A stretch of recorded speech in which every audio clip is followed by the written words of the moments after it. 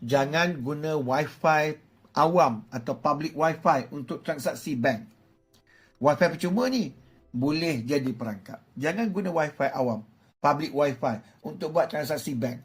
Wifi kat kafe ke, wifi kat mall ke, wifi kat hotel, wifi kat lapangan terbang. Dapat selamat tapi sebenarnya sangat berisiko. Bila anda sambung pada wifi public ini, anda tak tahu siapa yang pantau rakaian tu. Ada pihak boleh intip data, curi maklumat login, rakam transaksi, ambil username dan password.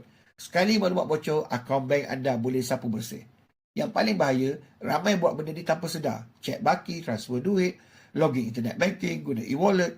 Semua tu data sensitif. Kalau nak buat urusan bank, guna data sendiri.